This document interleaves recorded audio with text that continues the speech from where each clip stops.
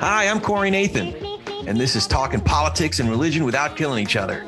Your home for edifying, provocative, and fun conversations among high-profile public figures and regular folks like me. We talk about faith and politics and all kinds of topics that really matter in our culture. So if you're tired of all the screamers out there taking all the oxygen out of the room and you want to join us in taking some of that space back, you'll love talking politics and religion without killing each other. Thanks for spending some time with us. Enjoy today's show.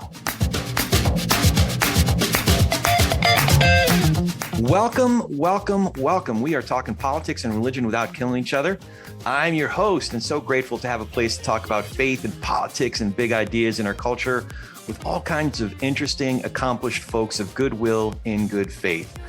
Okay, I got to take a breath because there are some writers and some thinkers who've had a way of helping me understand my own faith and my own politics more clearly. And it's not a terribly long list for me, even shorter of the folks who are still with us and still writing. Theologians like N.T. Wright and J. Cameron Carter come to mind, novelist, essayist, Marilyn Robinson, as well as Wendell Berry would definitely be right up there. And then writers like David Brooks and Michael Gerson have a way of articulating what I've already been grappling with and always seeming to bring some clarity to the chaos. Today's guest, Peter Wehner, is most certainly on that list. Peter worked in the Reagan and George H.W. Bush administrations. In the George W. Bush White House, Pete was deputy director of speechwriting before becoming director of the Office of Strategic Initiatives. He was also involved in President Bush's 2004 re-election campaign, as well as Mitt Romney's presidential campaign in 2012. He is also a contributing writer to the New York Times, which is where he wrote a column in January of 2016 that he would not be voting for Donald Trump under any circumstances. In fact, he wrote a piece as early as July of 2015 saying, just say no to Donald Trump. Pete is a contributing editor to at The Atlantic and is the author of The Death of Politics, How to Heal Our Frayed Republic After Trump. How indeed. Pete Wehner, what an honor to have you. How are you?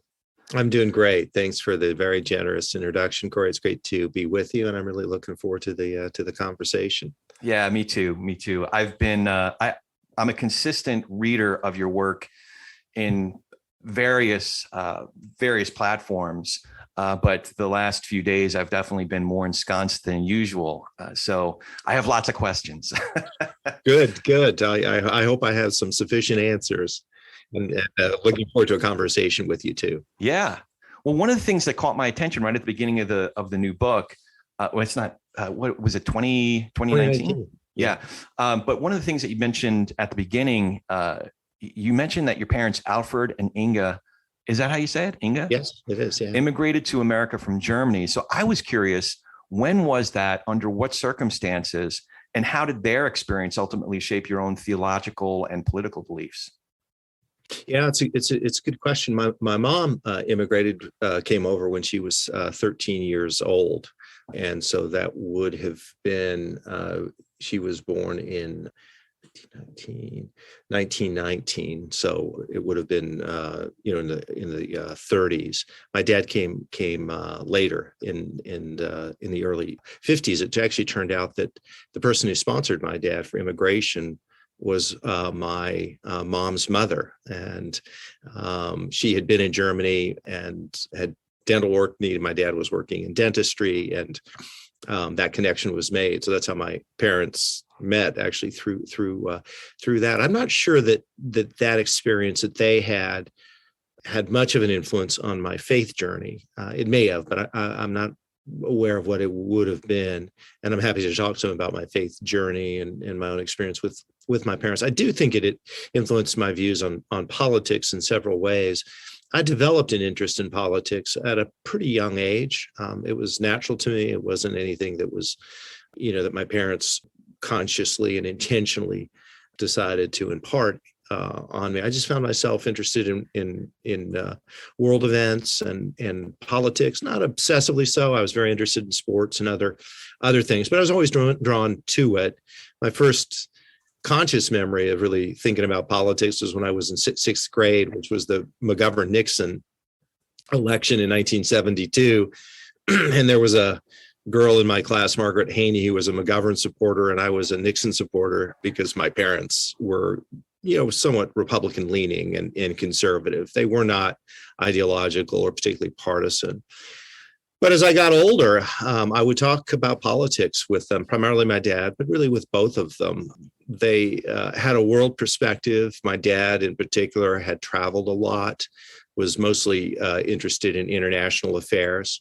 And so we had a lot of conversations about that. But not only that, we used to watch the news together and have a lot of conversations. When I was in junior high, social studies was my favorite class. My teachers were liberal. As I said, I was more conservative. At that time, there was a pretty intense debate about the Vietnam War. My views were not well shaped. Again, I think they were largely shaped by my parents, which is often the case with kids. But over time, I adopted my own views in terms of public policy and conservatism as a political philosophy. And so I think my parents had a big influence on my interest in politics. The other thing that they, I think, influenced was they had a real deep love of country, and often it manifests itself most in immigrants. They see America through different eyes, and sometimes eyes that are more drawn to America, partly because their experiences can be so much different and worse. And my parents would tell me that America was sort of a beacon to much of the rest of the world. And so they had a kind of immigrant's love for the country, which I think was imparted to me. What was the circumstance? I'm trying to place you. You said your mom was born in 1919. Mm-hmm. So she would have been, I don't know if they were engaged theologically as Christians when they were in Germany, but one of my favorite heroes of the 20th century, early 20th century, was Bonhoeffer. Yeah. So I was curious if there was any connection there. There wasn't. Interestingly, I have a good friend, Tobias Kremer, who's teaching at Oxford, whose grandfather, maybe his great-grandfather, knew Bonhoeffer because he taught in Germany and was a minister at that time, actually. And so he was part of that small and courageous group of the confessional church resisting the German national church in the 20s and 30s in Germany. My parents were not. My theology, my faith really wasn't shaped tremendously by my parents. I don't really have much of a memory of going to church when I was younger. My dad, I think, when I began my journey of faith, sort of at the end of high school and into college, my dad was, I think, at that point, an agnostic. He had grown up Catholic, turned atheist in his 20s, not in a hardened or aggressive way, but just didn't believe in God, moved toward agnosticism. And only at the end of his life, or later part of his life, did he adopt faith, long after I had. And my two sisters actually came of faith. We were all independent of each other. My mom, I was in a sense, believed in God, but wasn't imparting church teaching or church doctrine. It was more of just a belief that there was a good God who was active in the world. So my journey of faith was really independent of them. So you and Curtis on a recent podcast of their Curtis's and David's great podcast, Good Faith. Yeah. I think you had mentioned that you shared the same mentor in college. Is that right? Yeah, that's right. Wehner? Yeah, Steve. His name was Steve Wehner, and Steve had a number of mentees over the course of his life. I met Steve. Well, the context is Steve, when I met him, was the student youth minister at University Presbyterian Church in Seattle. So I went to University of Washington, and UPres was a church that a lot of students attended. And Steve was the organizer and leader of a group called the Inn. And when Steve took that over in the early 70s, I think, there were about 30 people that gathered in a building that was next to University Presbyterian, the main sanctuary, the main church. But when I got there, I started school in the fall of '79 and I went through to, UW after that.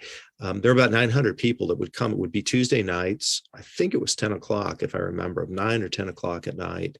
And it was a worship service in which there was singing, usually contemporary Christian songs. Steve would, deliver a message. There was communion.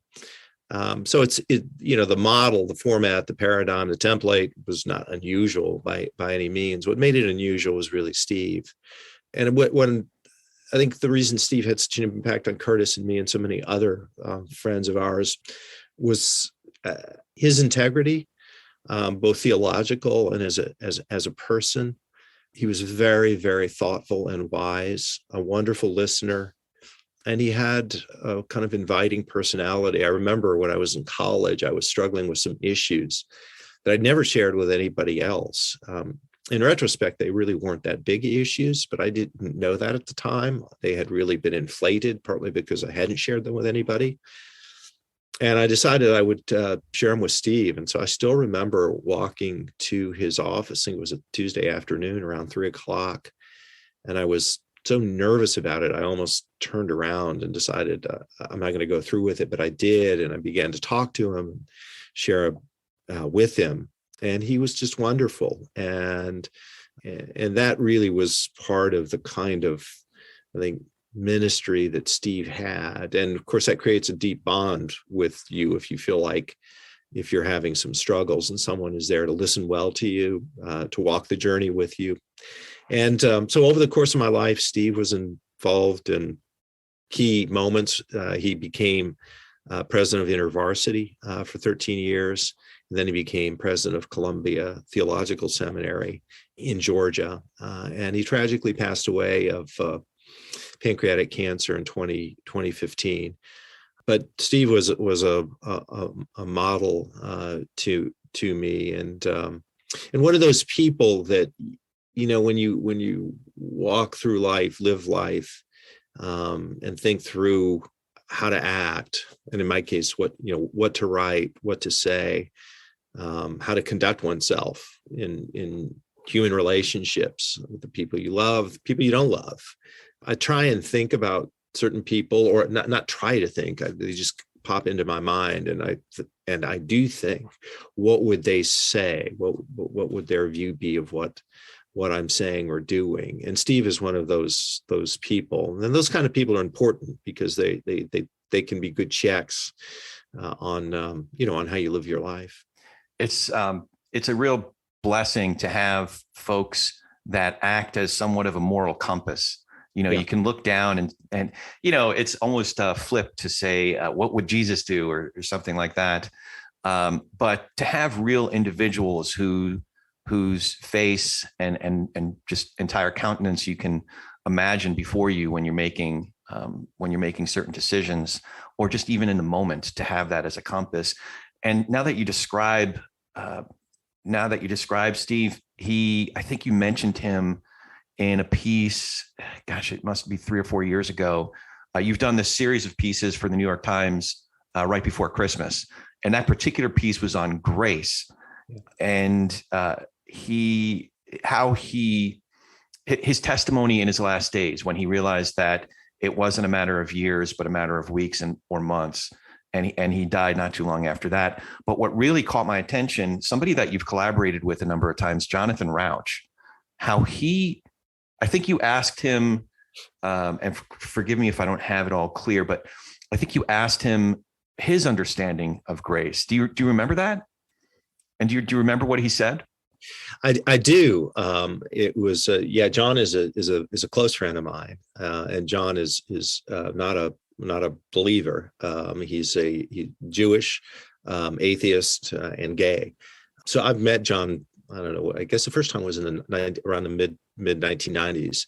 So we knew each other, but the friendship has really grown over recent years in particular. And John is a wonderful and wise person.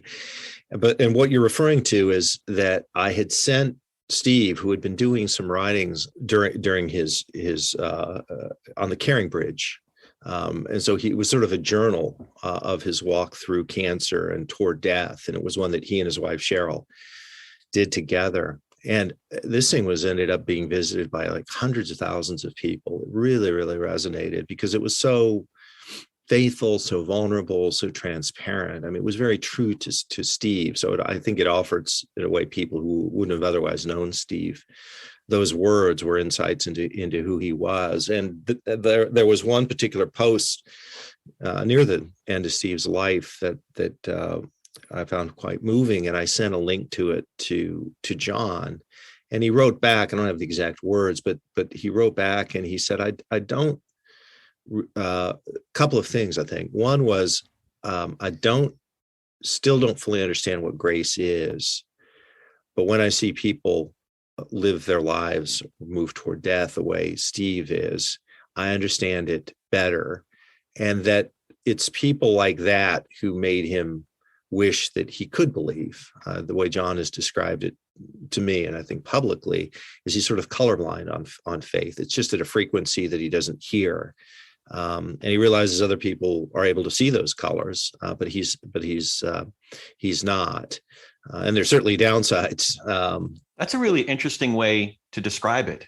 Some Yes. folks can hear notes in between the 88 keys on the piano. Right. That's a really interesting, that it may very well be, but he simply doesn't hear it or see it. Yeah, no, it's a wonderful analogy, and very helpful to me. So we've, John and I have talked about those matters, but it was interesting to me that the power of the Christian faith, when I think it's lived out in an authentic way, can really reach people, even people who are not believers. And the thing that I think most cuts through the noise and most reaches people who are not followers of Jesus, and those who are manifestations of grace. Because I think that is a concept that is largely, if not alien to the rest of the world, it's difficult to understand. And anytime people, I think, see authentic grace expressed, it can be a very moving thing and touch people's hearts. Again, even people who are not believers. Yeah, I've said on occasion that I have more empirical proof of the existence of God, but I couldn't prove it to anyone else. It's for me, and Right. The other most empirically verifiable thing in creation is that, well, number one, there is a God, but number two, I ain't God. So, Right. but again, it's one of those ironic things where I can't prove that to anybody else, but it's more provable to me. Right. Oh, that's a very important point. I agree with you. What's important to us may not be important to other people. And in the end, right, it is faith. It's not a logical proposition. But grace is one of those virtues that I have yet to find a persuasive argument in.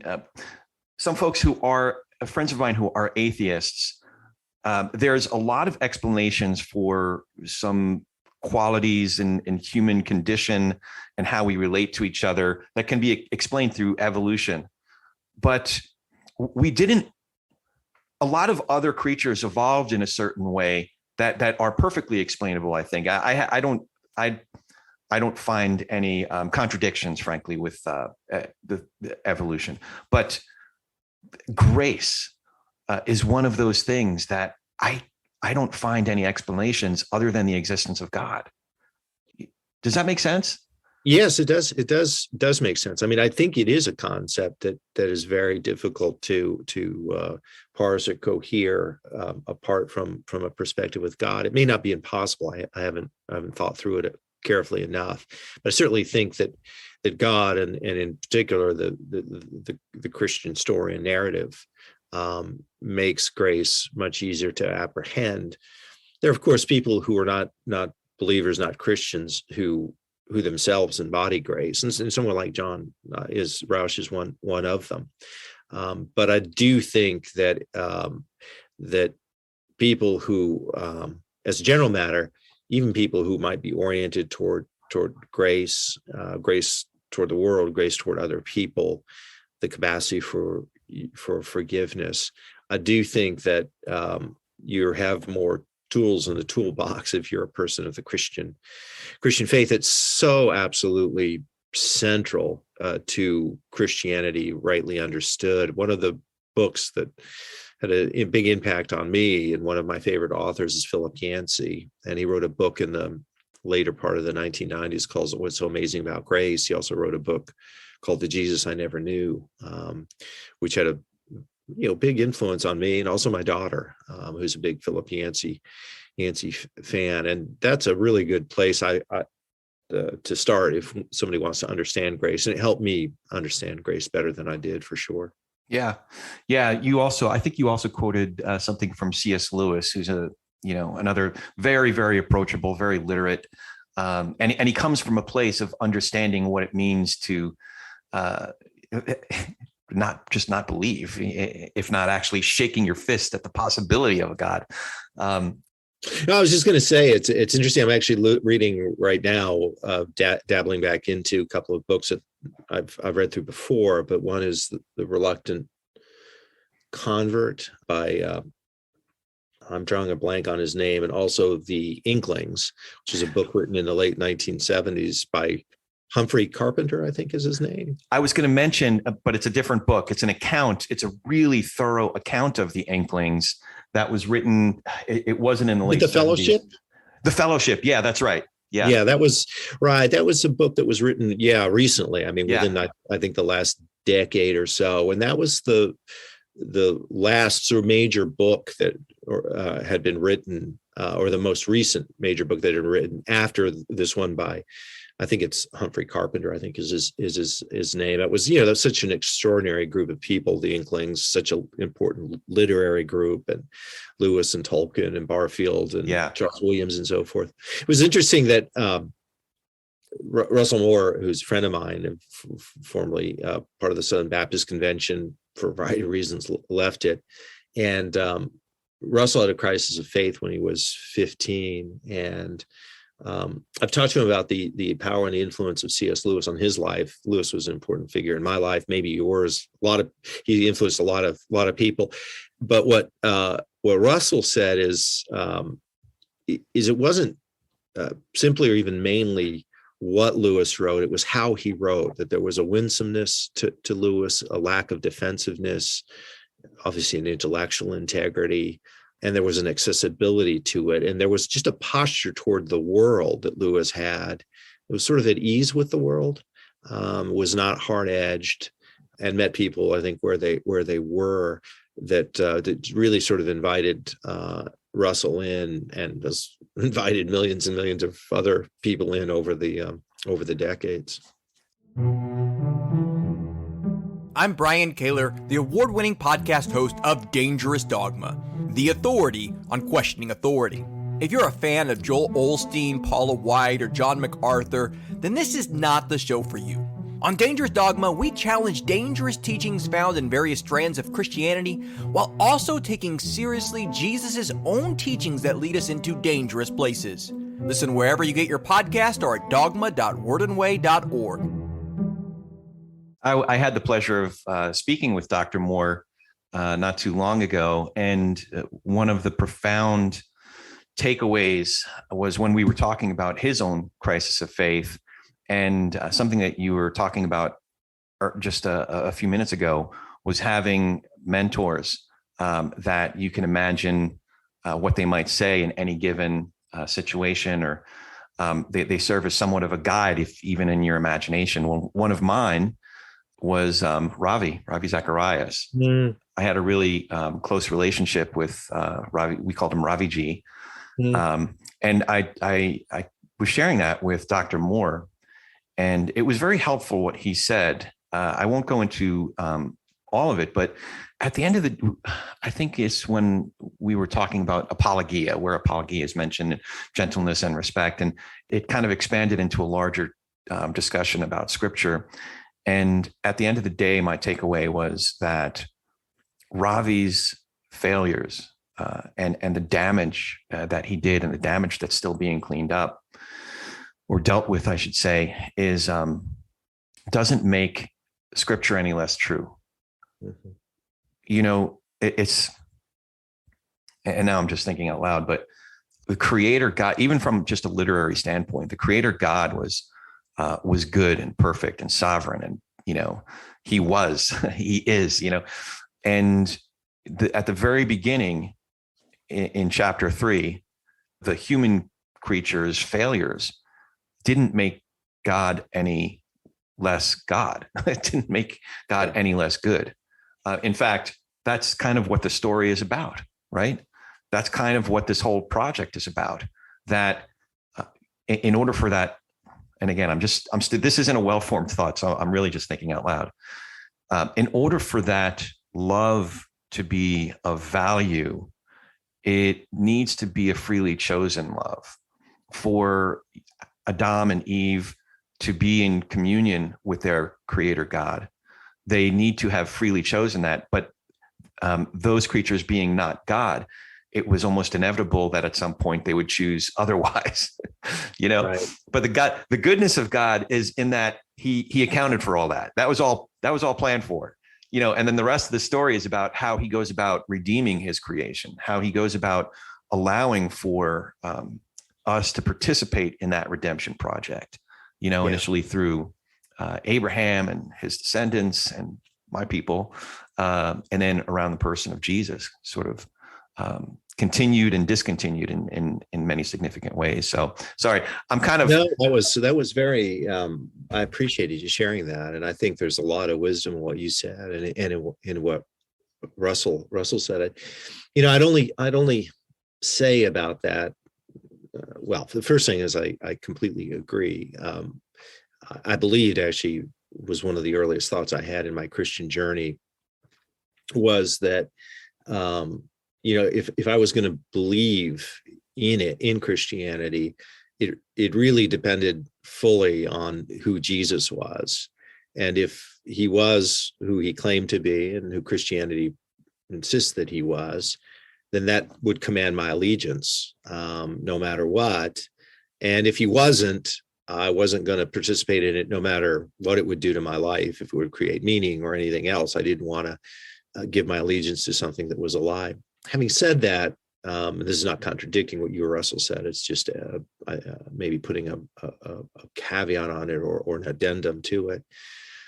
That when you see people like him fall and fail, and so many others, and when you see, in my estimation, what's happened to the Christian church, particularly the evangelical church in America in recent years, where I think so much harm has been done, so much discrediting has been done, it just it has a catastrophic effect on the witness of the church, because ultimately we give our allegiance in a faith, in our case, to Jesus, but also to a community. And the people who most shape our lives, like we were talking about earlier, tend to be people in our lives. They walk with us through the journey. They help shape our own views. You know, we are relational people.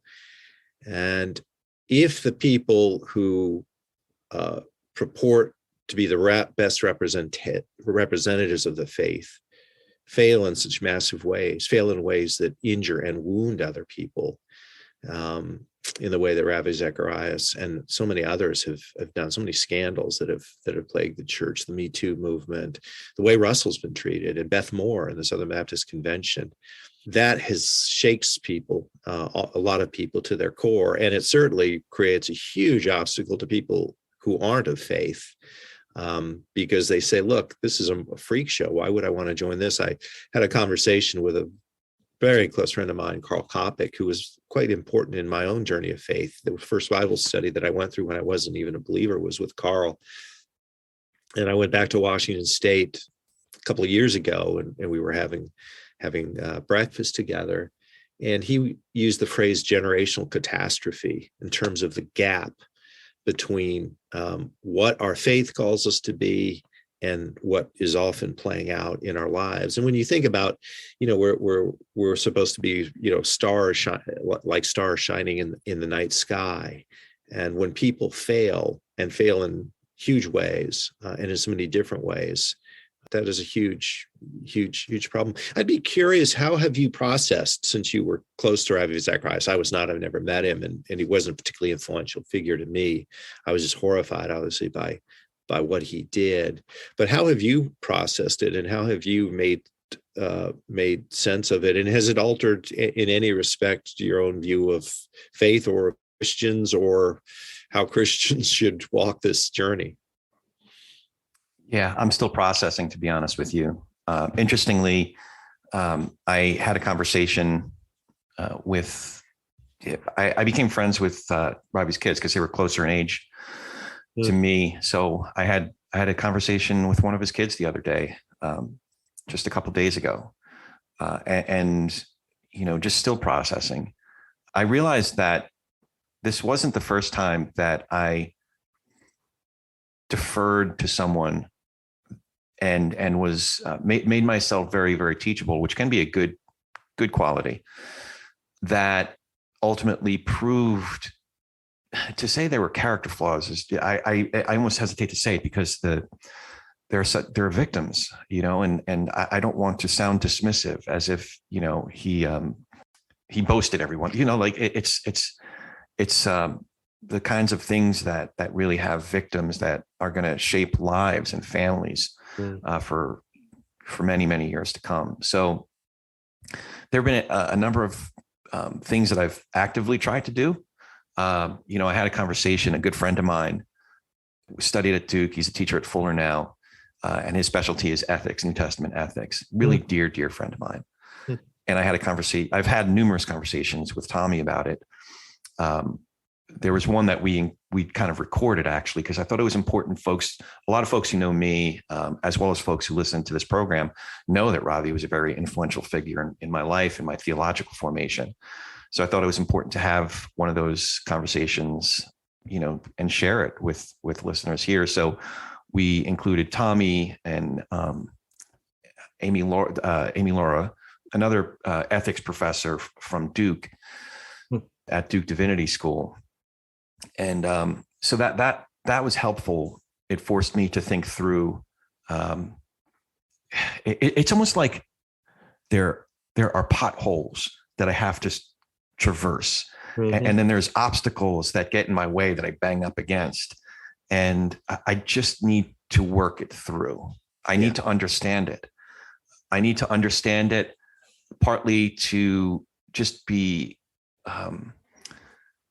fearful and candid and brutally candid with myself, that I'm not that far removed from that possibility, So not to beat myself up or take a flagellum or anything, but to reckon with the reality that this malfunction in creation, this sin thing, it's in creation, but I'm in it.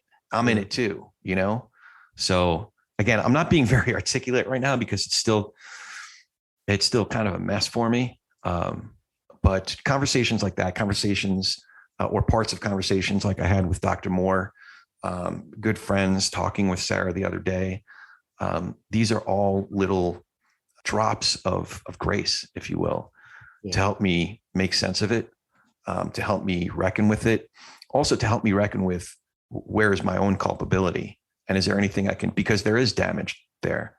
And to the degree that I advocated for him and celebrated his who he was in the world, there's at the very least, there's that culpability. So to what degree can I heal that damage that I participated in? So there's a lot there. I don't know if that makes any sense, but that's no, it's a very moving and transparent and articulate expression of what you're going through, and it's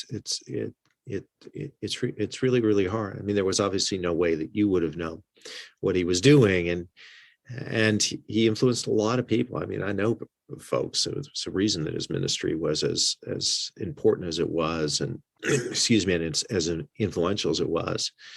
And that's why people who have those kind of leadership positions have an extra obligation to live their lives with some degree of some measure of integrity, and certainly not to live in such a corrupt and malicious way. But it's hard.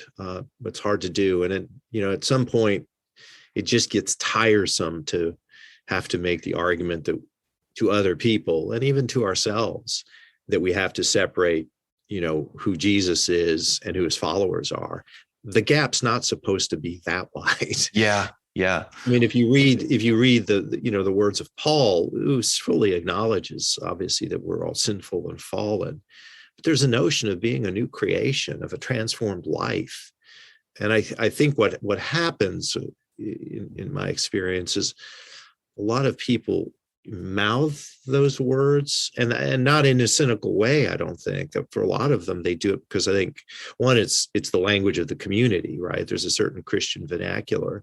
But I think some of it is that they really want to feel that way, and they've convinced themselves they feel that way. And sometimes there's a kind of an emotional crescendo in various times that, and worship where you feel like, this is, I'm a different person than I was. But then everyday reality sets in, and those temptations and those fault lines that exist in all of us, that are supposed to be at least mitigated to some extent for people who are followers of Jesus, that kind of gets obliterated, and then sometimes it's even worse in people who are Christians, because they're kind of blind to it. There's a spiritual arrogance. They think that they're immune to those things, or that these kind of very twisted theological rationales kick in. And people can kind of convince themselves, the human capacity to rationalize, to convince ourselves that anything that we're doing can be justified is an amazing thing. And that's why we all need people in our lives. Back to earlier topic we were talking about, who can act as checks on that, and when necessary, can speak into our lives and say, "Look, you've got to stray here. You've got to reset." So you've been a Christian, as you said, since you were in college, and it looks like you went into politics relatively early on. Like it must have been your early 20s, right, that you started working in the Reagan administration, right? Yeah. It was mid-20s. I was a speechwriter for William Bennett, who was Secretary of Education in the second Reagan term. Okay, Secretary of Education. There's a few different questions that I have. Part of it is my kind of career hat that's on, like, how do you get a job like that? But part of it to what we're talking about is, I think I had a sensitivity to where folks were putting extra biblical or even anti-biblical values ahead of actual scripturally founded values. Early on, because as a Jew, I didn't come to Christ until I was 29 years old. Mm-hmm. So as a Jew, we have this like allergy, if you will, to it. It was my grandmother who actually, this is interesting. So she lived in Cherny Ostra. The Krivals and the Blicks, my side of the family, my father's side of the family, lived in Cherny Ostrov in Ukraine. For at least 150 years to what we can figure, possibly considerably longer. We're just trying to track with where Jewish emigration was. Mm-hmm. But they were very prominent. My great-grandfather was mayor of the town, and they had mills and very successful. And it wasn't exactly the same as it is now, but there were a lot of similarities in 1919. Leading up to, I think they left in the fall of 2020. And they actually landed on Ellis Island on March 3rd, 1921. So the reason I bring this story up is that, number one, everybody hated the Jews. So it wasn't just the guys wearing crosses on their chests, but it was typically right around this time of year, after Easter, where the guys with the crosses on their helmets or their chests were swinging swords, burning down their houses, raping our neighbors, beheading, or it was terrible atrocities that were committed. And not to say that these guys were akin to our brothers and sisters from church that we're in Bible study with, but it was those kinds of things and historical atrocities just like it that gave us as Jews a particular sensitivity to it. So when I became a Christian, it was 2000, and not too long after that, my buddy Tommy actually came to the church where I was going. It was 2002, and this is something where I think you and I might have some disagreements about. But it was in the lead up to the Iraq part of the war, and he was teaching on Romans, and he was at that time he was very influenced. I don't know if you're familiar with John Howard Yoder's work. Yeah, there's another one that's Anyway, it's very profound stuff. Howard Wasser's a big influence for Tommy, but he was teaching on Romans and was coming to these coming to conclusions, and I thought pretty well founded scripturally, of non-violent resistance was more the Christian way, if you will, and I'm putting it in more simplistic terms than he would. But he didn't even mention Iraq, but there was such an uproar in the church that was my first experience with this sort of thing, that it sounded like, anti-Republican, anti-American, all the things that I was like, whoa, is this stuff more important than the Bible? Yeah. To the extent that Tommy would never be able to teach in that church again. So anyway, all that as background to ask, you have been very early warning, the raising the flag and saying, hey, this whole Trump thing, this is a no-go, right. But were there other times in your career or just in your life going to church where this marriage, if you will, was concerning to you? Or was it not until it really we really started to see Christian nationalism come to the foreground? Or what has that been like for you? Yeah, it's a good question. No, it was not new to me when the Trump era. I've written about warnings. It's actually interesting. The first thing that I think I ever had published was a letter in the Tri-City Herald, which was the newspaper in a place called Richland, with Tri-Cities, Richland, Pasco, Kennewick, and Southeast Washington. That's where I grew up. And it was published in December of 1980, so I was in college at the time. And it was a letter in response to a guy whose last name was Mays. And he had written something in the Tri-City Herald that conjoined the Reagan agenda with Christianity and the right-wing agenda, conservative agenda, opposition to the ERA, and defense spending, and a whole series of other things. I think Second Amendment, and so forth. And and I was sort of conservative at the time. Some of the stuff I disagreed with him. Some I would probably agree with him.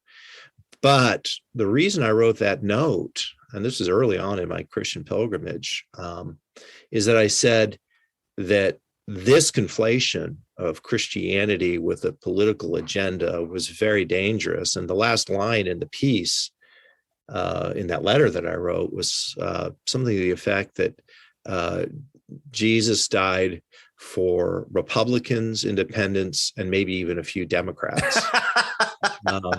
And so that was almost as early as I became a Christian.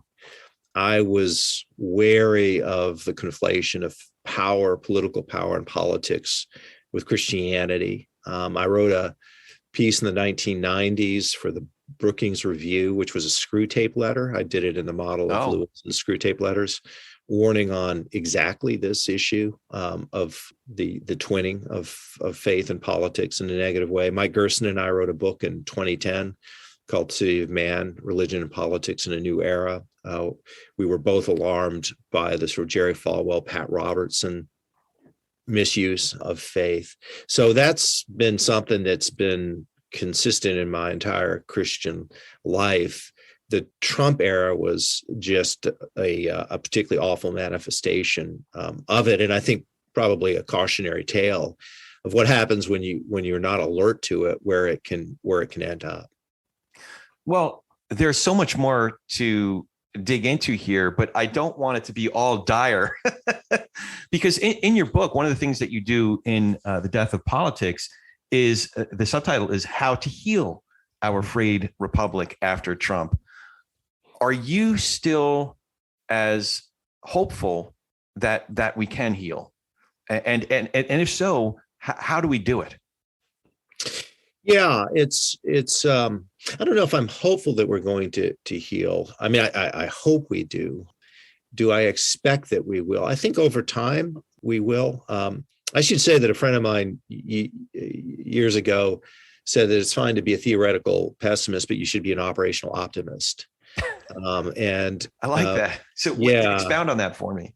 Well, regardless of what your theory of how theoretically how things unfold or how they eventually end, and I think I'm temperamentally, like I think most people, pretty hopeful about that. But even if you weren't, you have to act operationally optimistic. That is, you have to believe that one has the capacity, individuals have capacity to change events. Cultures and countries have the capacity to change events and to pursue justice and to move us closer to justice. That sounds like our founding fathers.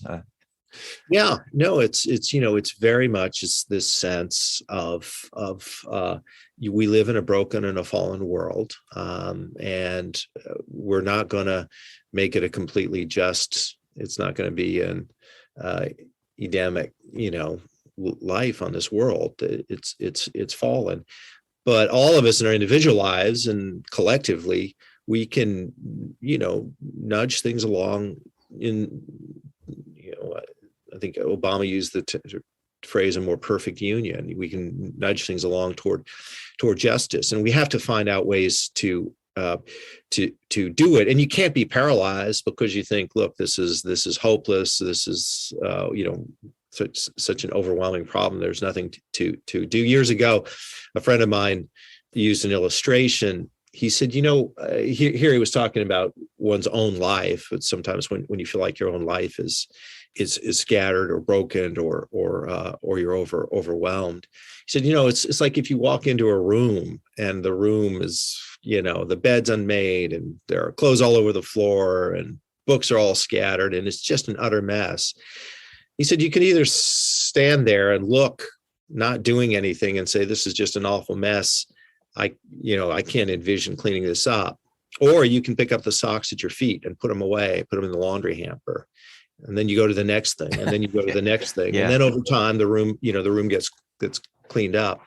So those are all, I think, helpful ways to view it. I would say on the positive side, maybe on the hopeful side, several things. The first is that we've had worse periods in American history than this, for sure. I mean, we did have a civil war where in a country of 29 million, 700,000 died. That would be the equivalent of 7 million people to today. And then you had the terrible Reconstruction afterward, and then you had Jim Crow, segregation.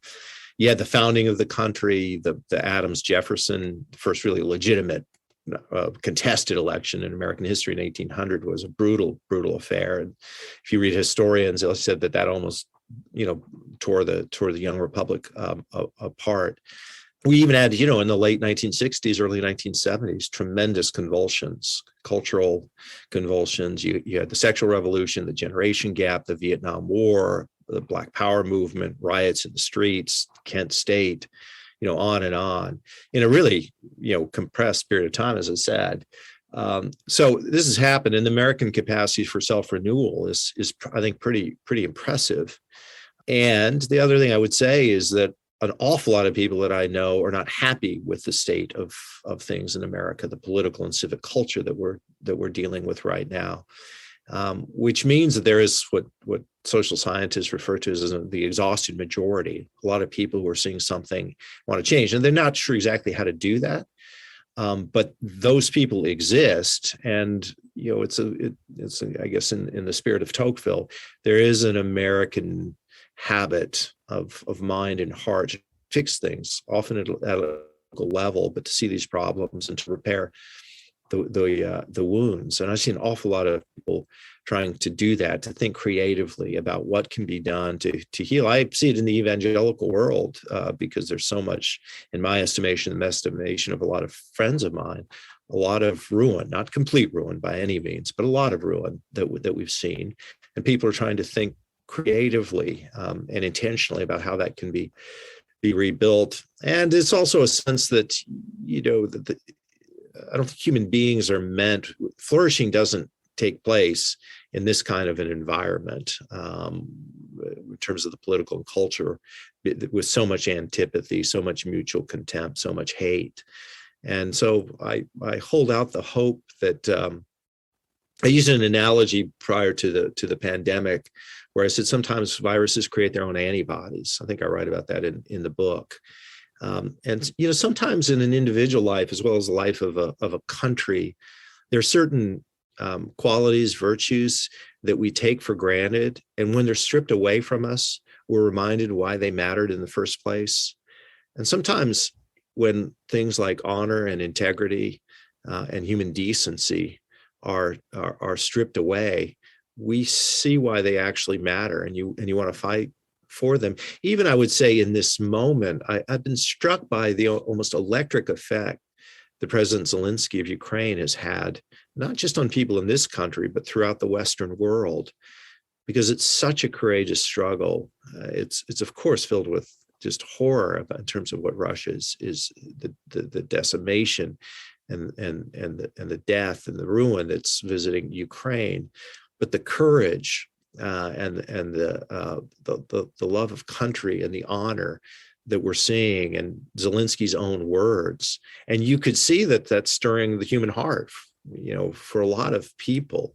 So those things are there. I think it's both tapping into it, in a sense, animating those better angels, or empowering the better angels of our nature, and then trying to figure out programmatically in all sorts of realms, what does that mean? What does it mean in the political realm? What does it mean in the realm of faith? What does it mean in the realm of one's own family life and in their in one's neighborhood? One person acting alone may not make much of a difference, but a lot of people acting together can create a culture. And so I have a sense that people want to do that and are starting to do it. At the same time, we're very deeply, deeply polarized, the most polarized since the Civil War. And one thing that's particularly worrisome to me is that a lot of people have just taken an off-ramp from truth and reality. And that's just very hard, because if you can't have a common set of facts or agree on certain truth propositions, that makes politics in a free society pretty difficult. Yeah, I think you asked that question, and it was the piece, I want to say it came out yesterday. How do we repair the breach and achieve some measure of social peace? I found actually your answer somewhat surprising, because part of the answer, candidly, is that we have to fight those who, as you say, can't be reached by reality. So how do we fight those who can't be reached by reality? But how do we also provide an on-ramp back to reality, as you would say, for those who can? Yeah, well, I mean, the first thing is disaggregation, wise disaggregation, to try and figure out who it is that that one is dealing with. And this Atlantic essay that you're referring to was focused in on the email exchanges between Ginny Thomas and Mark Meadows. Ginny Thomas was a conservative activist, wife of Clarence Thomas, Supreme Court Justice. Mark Meadows at the time was a chief of staff for President Trump, and this was all surrounding the claims that the election was stolen. And what you saw there, I think why it was a helpful set of exchanges to read. There were 29 texts in all. They probably exchanged a lot more than that, but 29 were shared with Bob Woodward and Robert Costa, two journalists. You saw what a distorted, disturbed, and dark world they were in, and particularly with Ginny Thomas, she is a true believer. It's hard to know whether Mark Meadows believed all of it or whether he was playing along with some of it. they're not reachable, at least not now. And you have to just keep those people from power. All right. You've in this very concrete, specific way, keep Donald Trump from winning again in 2024, and to the degree possible, defeat people who are Trump acolytes from winning in the House and the Senate. But for people who are reachable, and those are people that may be somewhere on that continuum that Meadows and Thomas are on, but not to that degree. And they may be inflamed now, but they may not be inflamed later. So the question then is, well, how are those people reached? And there are different ways to do it. I do know that in my own life experience, both in terms of how I am and my own interactions with people who see things very differently than I do, who are Trump supporters, that you're not going to bludgeon them into your position. You're not going to overwhelm them with data. You're not going to out-argue them. In my experience, to the degree that I've had what I think are successful interactions with others, a lot of it is, I think, listening well and listening to their story, helping them to feel like they're not dishonored or viewed with contempt, and to find some kind of often areas of agreement or connection in realms other than politics. So there's a sort of trust that builds up. And if you have a relationship in which there's trust, even affection or warmth in other areas, then I think both sides are more willing to listen to the other person when it comes to politics, and to entertain the notion that maybe there's another perspective that exists. I read out in the book a friend of mine who's in sort of right-wing Inc., the sort of conservative right-wing talk radio world. And I had written something in the New York Times. This was at the time that Trump fired James Comey, and he was upset about it. So we had an email exchange. Once we were getting to about the third set of exchanges, I could just tell that the temperature was changing, that he was getting angry. He was starting to make accusations about me. And probably, 10 or 15 years ago, I would have done a point-by-point rebuttal to what he had done. And, in my estimation, left it, his arguments in a smoldering ruin, which would have been completely useless. It may have been therapeutic for me to vent temporarily, but it wouldn't have convinced him of anything, and it would have damaged our relationship, and it would have required time and effort to repair that damage. So what I ended up doing is saying, so and so, look, I'm not going to answer the charge you're making against me unless you really want me to. Let me try and explain how I think you see the world, and let me explain how I see the world. And I did my level best to try and articulate how he viewed me and how he viewed his role, which was, this is a person who is loyal to Trump. He believes at the time that the success of Trump was connected to the success of the country. He felt like I was somebody who should have known better, given my lifelong experience in the Republican Party and as a conservative. There was a kind of betrayal that I was no longer on the team. And for him, the loyalty, the virtue is loyalty. He sort of viewed himself, I would say, as a lineman trying to protect his quarterback, Donald Trump. And for me, it was intellectual integrity. It was the question, if Barack Obama or Bill or Hillary Clinton had done the same things that Donald Trump had done, what would I say about them? And what am I saying about him? And if the reason that I'm giving him a break and I'm coming down on them like a ton of bricks is because they're Democrats and Trump is a Republican and I'm a Republican, and therefore the argument isn't really in any sense honest, it's tribalistic, that to me is a problem. And that's just how I come at these issues. So I laid these both scenarios out in a relatively objective way. And he wrote back and he said, it was like a light bulb going on. I read your note 2 or 3 times. And he said, I remember him saying, I'm not interested in being objective. I'm an advocate. But in that exchange, he was understanding my point of view. I was understanding his point of view. And then sometime after that, I was on the GW Parkway driving into work, the GW Parkway here in the DC area. And it was in the context of a mass shooting that had taken place. And it was one in Florida in which some of the students were leading a movement against a gun control movement, which he very much disagreed with. But I heard him say to his audience, disagree with these high school students if you want on the Second Amendment. I don't agree with them either, but don't go after them personally, that they had just been through a very traumatic experience where their classmates had been gunned down. And I remember he used the phrase that I've got socks that are older than some of these kids are. And he was basically saying, give them a break, engage in their arguments, but don't personalize the attacks against them. And since I heard that, I wrote him a note when I got to the office, the email, and thanked him for doing that and praising him for doing that. And knowing that his audience, which is a pretty energized audience, may be resistance to that message. And he wrote back and he said, thanks. But he said, I want you to know that voice that you heard on the radio has been shaped by you. Mm. And that was an admission by him, and true of me as well, which was there was a greater mutual understanding. And we've had a lot of exchange. I just got a note from him today, actually, in terms of comparing thoughts and views. Some things we agree with, some things we don't, but sometimes he'll call me, in a sense, because he has private doubts that he wouldn't be wise for him in his estimation to express publicly, but he wants to share it with somebody.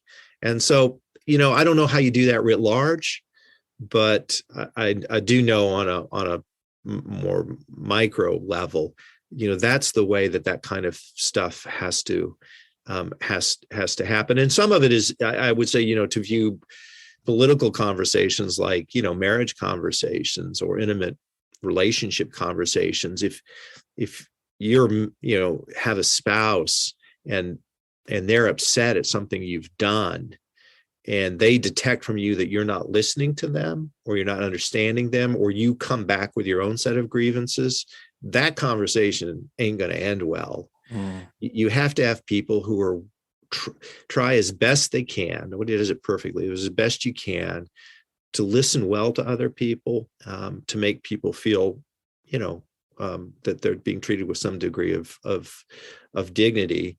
Often, in my experience, if you can tell people what you think you've just heard or what they've just said in a way that resonates with them, that helps, because then you're sort of saying, okay, that person at least gets where I'm coming from.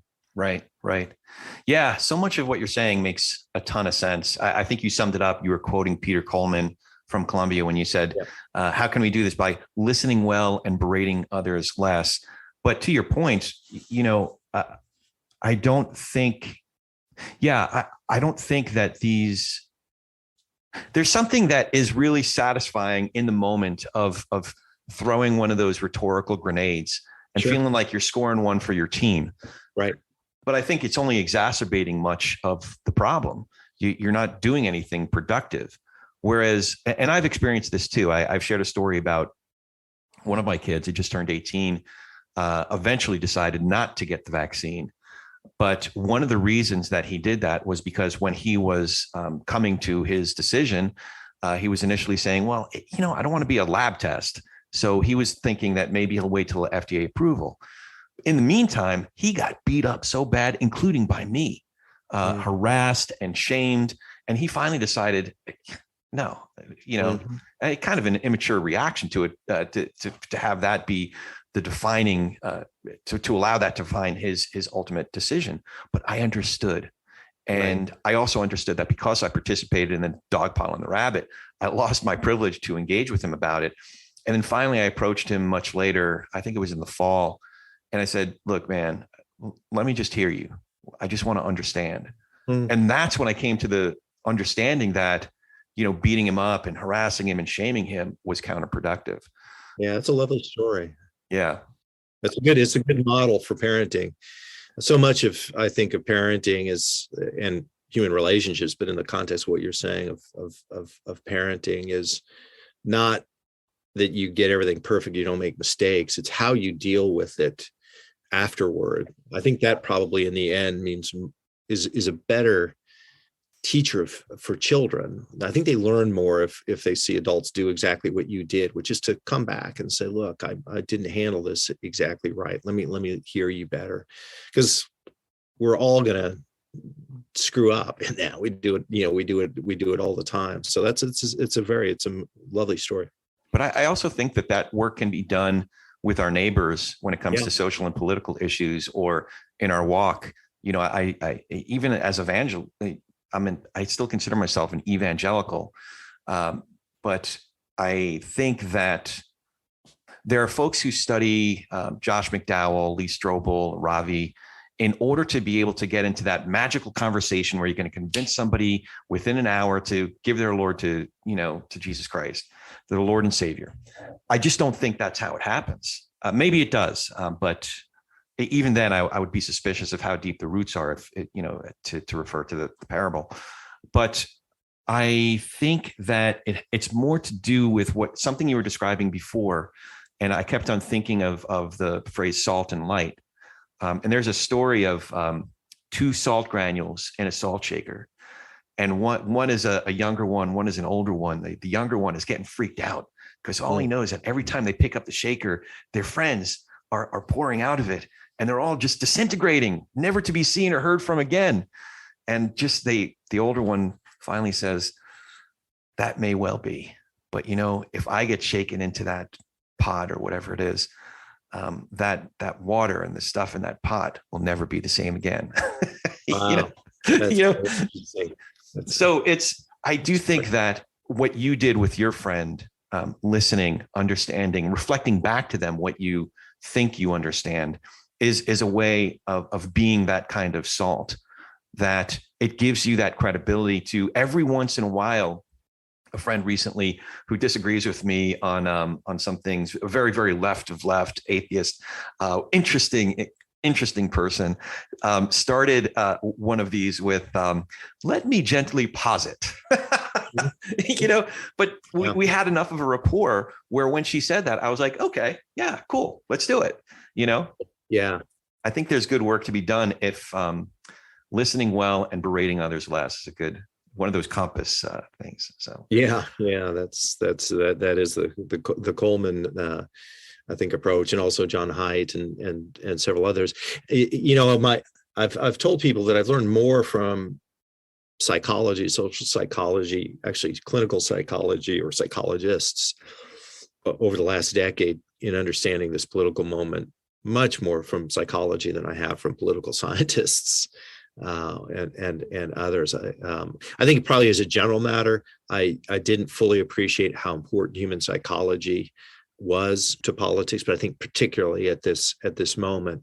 So when I've talked to people like John Haidt and John Rausch, who did a wonderful book called Constitution of Knowledge, A Defense of Truth, or read people like Coleman, who I wasn't aware of until John Haidt had introduced me to his work.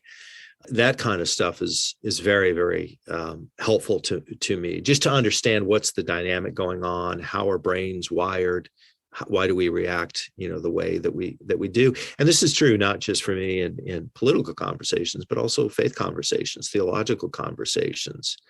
To try, you begin to understand when you're having discussions, at least in my experience, with people on issues, and there's a particular intensity around those issues. It's not really the issue per se, it's what's underneath it. And those conversations, those issues are proxies for core identity.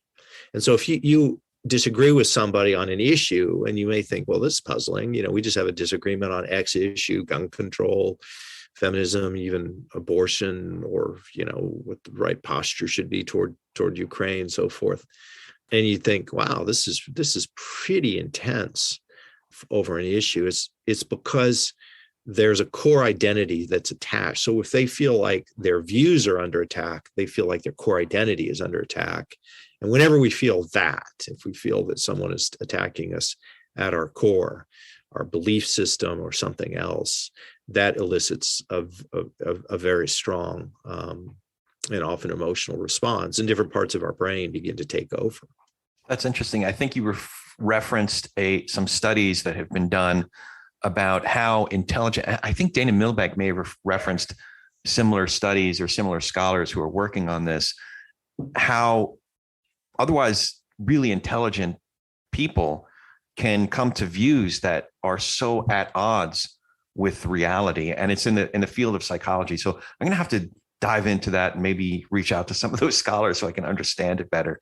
But it's like a cognitive dissonance on steroids in a way. Yeah. Actually, it's interesting. Often it's more dangerous for very intelligent people. They're more susceptible to it because their intelligence can allow them to rationalize some really bizarre ideas in ways that are more difficult to rationalize for people who are not as intelligent. It doesn't have to do with intelligence, being susceptible to conspiracy theories and wild beliefs. It's not an IQ matter. It's about a lot of other things: disposition, temperament, life experience, communities that we're a part of, all sorts of different things.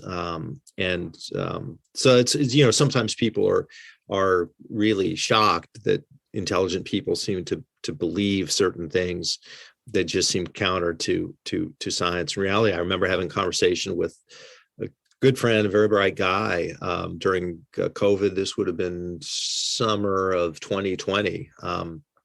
And he was absolutely convinced that hydroxychloroquine was the cure to COVID. And there was nothing I could say, no CDC study that I could send him that would change his mind. He was just absolutely committed. And he was living in an epistemological world where all of those biases were confirmed.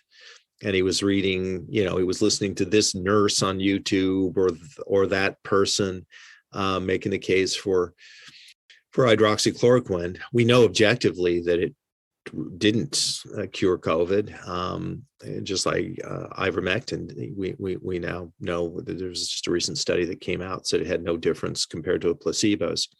But that didn't matter, partly because there's trust in authority, and this person decided didn't matter what the CDC or the FDA or the National Institutes of Health said or what Francis Collins said. They're part of the establishment, and I'm choosing to believe a different set of experts, and so that's a challenge. Yeah. Well, I could do this all day. I mean, as evidenced by the fact that I don't think I asked even 10% of the questions that I had prepared. This has been a great, but I do have two more questions. Sure. One is, do you have any other questions for me? Yeah, I'd be curious if you could identify change. How are you different in your faith journey now than, say, 10 years ago? What have you learned, or are there certain views that you've calibrated, whether doctrinally or otherwise? How are you a different person in terms of your faith journey now as opposed to, say, 10 years ago? There's a lot more salt. I'm a lot more salty. No, that's wow. I'd have to go back and read some of the journals from 10 years ago, but I think I am more at ease with the fact that I have questions. I am more at ease with that which I'm uneasy about. It may sound ironic, but when I was reading, before I became a Christian, I had this voracious reading habit that led to me becoming a Christian. Because I had these questions that I felt palpably, which makes sense if you believe, the greatest commandment, love the Lord your God with all your heart, soul, mind, and strength. If these questions are existential, you're going to feel it in your heart, soul, mind, and physically, right? And to the extent that there were certain questions that were painful. I think I may have shared this with you. I think when I first reached out, that there are certain works that were salves for me, like the third volume of N.T. Wright's big books, the one on the resurrection.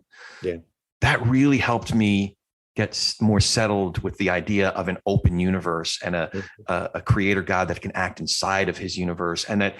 I don't have to necessarily buy everything that looks like a miracle per se, but there are some that that was a miracle and Jesus bodily rose from the dead. I became much more at ease with that possibility.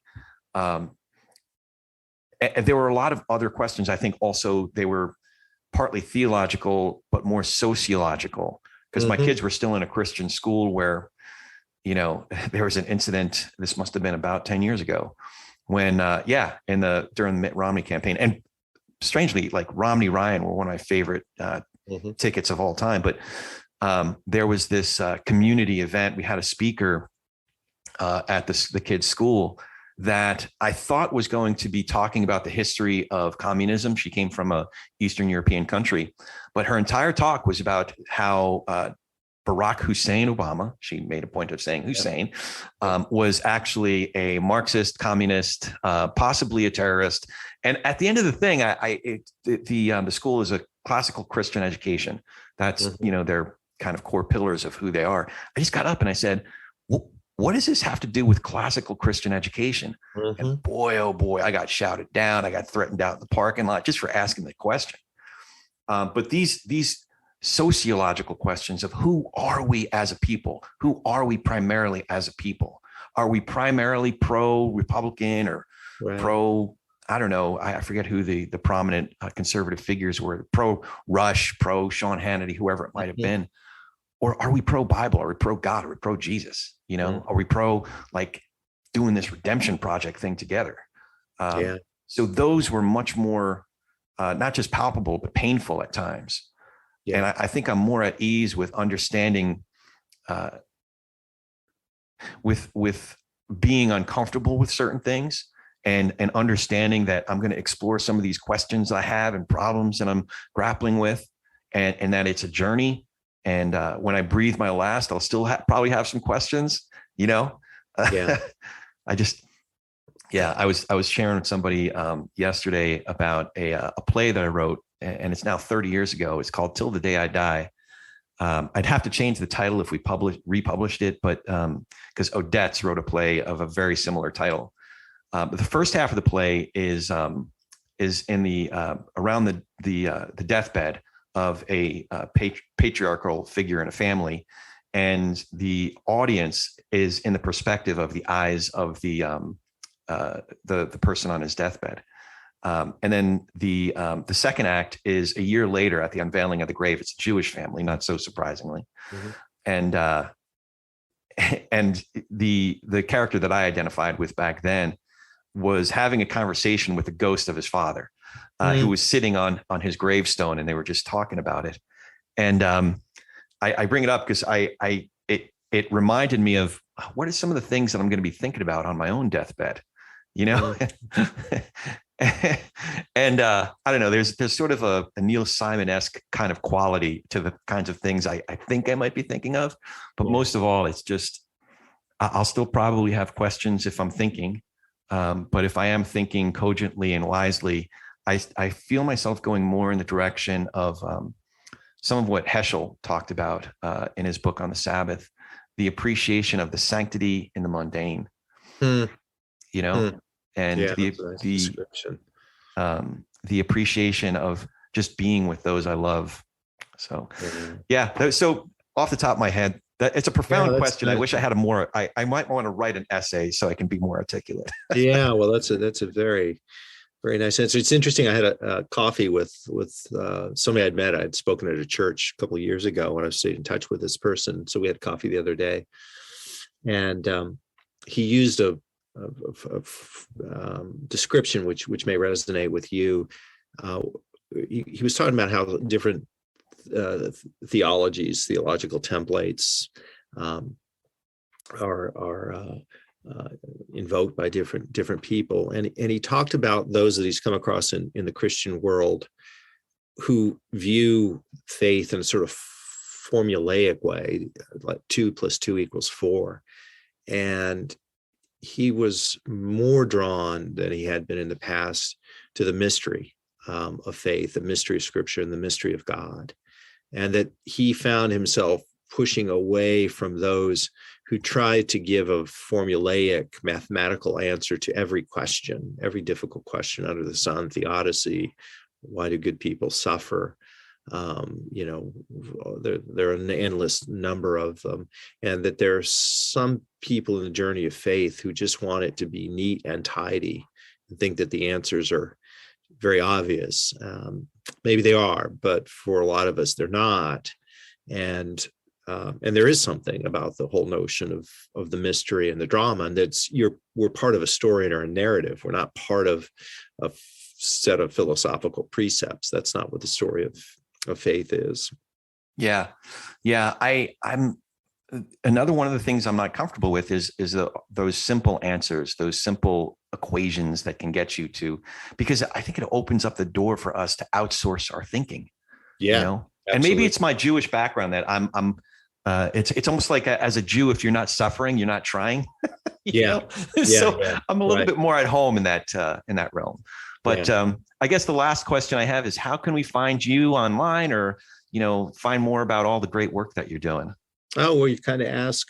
My main outlets are the Atlantic magazine and the New York Times. So if you Google my name and do the Atlantic and the New York Times, they keep a history of most of what I've written for them, and those are two great outlets for me. And I've written a lot about faith. You were alluding to some of the pieces I've written for the Times in the past, but also for the Atlantic. Interesting thing with the Times is that I've probably written between 12 and 15 real, I would say, theological meditations. That is, it's not politics and faith. It's meditations, reflections, thinking my way through questions like, where's God in the midst of suffering, the resurrection, the crucifixion, grace, humility, the mode of conversation. Why did Jesus use parables and ask so many questions, and so forth? And so they've been very, very good about that. And I have a wonderful editor there, as well as a wonderful editor at the Atlantic. And so I'm a fortunate writer. I get to write what's on my mind and heart, and they're encouraging and supportive. That's terrific. You probably hear Charles Mingus III in the background now. Oh, we've got Romeo, so I know exactly the kind of thing you're dealing with there. Yeah, it's all good. Like I said, I have so much more questions, but I'm going to have to invite you back if you would be so kind to come back. But I just really appreciate this conversation. I appreciate you taking the time. I will definitely put links in the show notes for the book. For the Atlantic, $59.99, by the way, for the digital subscription. A lot of other great writers in there, David French among them. David Brooks in the Times also writes theological reflections in there, in addition to his sociological observations. Just some great writers that have definitely helped me work through my own thinking and enrich my life in very real, practical ways. So I just appreciate you. It's such a thrill to get to talk to someone who's already been an influence on me and my thinking. So I'm really grateful to you. I've really enjoyed the conversation. I'd love to come back and take care. And thanks for sharing your own story. Yeah, that's terrific. And as always, if you dig what we're doing here, please hit that subscribe button, leave a review and comments wherever you get your podcasts, and tell a friend about TP&R. We're easier to recommend than ever. It's politicsandreligion.us. politicsandreligion.us. You can even support our program through the Patreon app on our site. Now go talk some politics and religion with gentleness and respect, and have a great week. Thank you for joining us today. If you dig what we're doing here, it is super easy to follow us. You can go to our site, politicsandreligion.us. That's with the "and" spelled out, A-N-D. politicsandreligion.us. And we're on all the socials at TP and R Pod. TP and R Pod for Talking Politics and Religion Pod. And here's a big way you can support us: by becoming one of our patrons.